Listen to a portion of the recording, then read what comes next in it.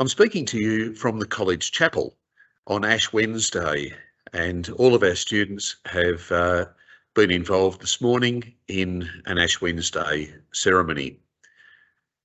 This is a really beautiful place, and if you like, the heart of the school.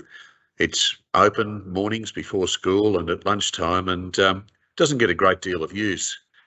So I hope that by having this in the background today might just encourage some boys to perhaps think about spending some time in prayer and reflection here in the chapel. In the 1990s, St Joseph's entered into a formal relationship with Sacred Heart, whereby timetables were aligned to allow students to study a subject at the other school. There have been many benefits over time, including enabling subjects to run when we've only had small numbers, and we've also benefited from opportunities for our senior students to experience a more diverse learning environment. This year we have about 180 Sacred Heart students studying a subject here at St Joseph's and about 120 St Joseph's students studying at Sacred Heart. For the last 18 months, senior staff from the two colleges have been working together on a project called the Time Project. Its goal has been to explore contemporary models of learning design that foster student autonomy and that will help better prepare our students for life once they finish secondary school. As part of this project, both schools have consulted staff and external experts and undertaken surveys of our students. We've explored modes of delivery for learning, how the school day might be rearranged to best suit learner engagement, greater flexibility in times of learning, and tried to investigate what the most effective times for the delivery of wellbeing programs are.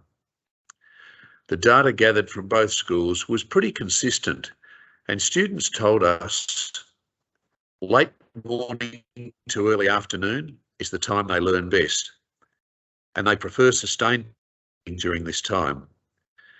They told us they absorb theoretical concepts best in lessons between 45 and 60 minutes, but when trying to apply practical concepts, they prefer longer periods, around 90 minutes. Students provided overwhelming support for both colleges to try and build some flexibility into our typical school structures. They were open to opportunities for wellbeing to be incorporated into the school day, and they acknowledged the importance of school leaders being responsive to the needs of both genders.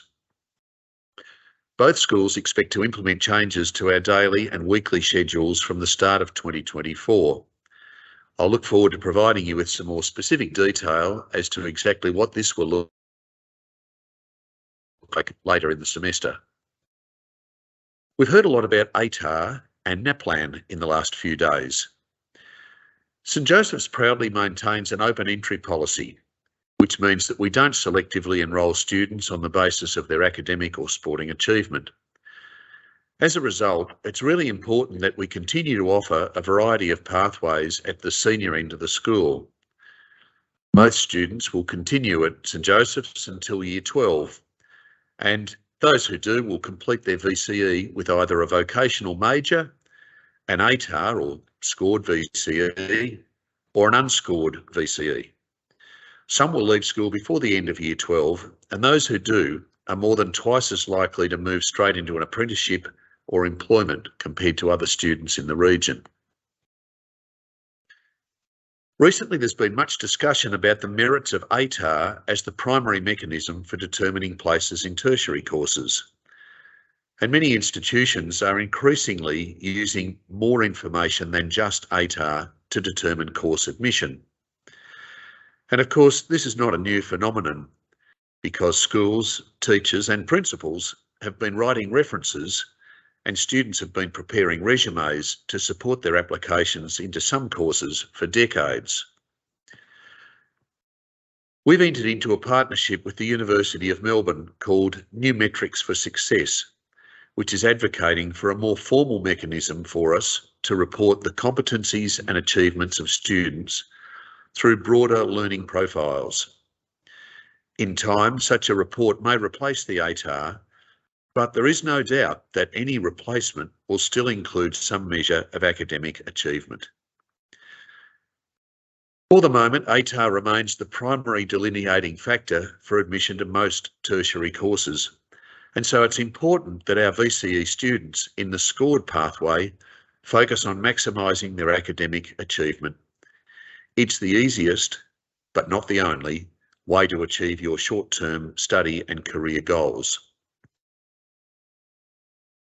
The college continues to plan for the redevelopment of our arts precinct, which we plan to commence in second semester this year. And I look forward to providing you with some more specific detail of this exciting development in coming months. A number of smaller projects have recently been completed, and these help maintain and enhance our excellent facilities. They include the rejuvenation of A Block with new carpet paint and operable walls, additional shade sails in the yard and the replacement of some pre-existing sails, the rebuilding of the kitchen garden area and a new outdoor education storage facility at Westcourt.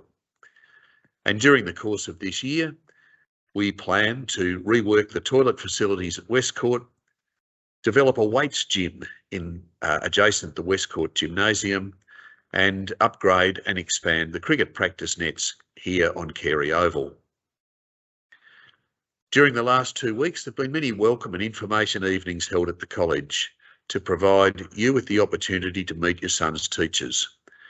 I'd like to thank everybody who joined us at those evenings. We know that successful education requires the collaboration and cooperation of school and home, and having parents and teachers know each other is a really good start. Our college inter-house athletics was postponed from last Friday due to forecast extreme heat. I'm really glad that it was postponed. We conducted the athletics on Monday on a beautiful day, and it was terrific to see students, led proudly by our Year 12s, entering enthusiastically into the events. Congratulations to Foley House on their victory. And finally, really looking forward to next Monday when there will be an exciting announcement made to the broader community. The information is embargoed at the moment, but at this stage, all I will say is from next Monday, we will never walk alone. God bless.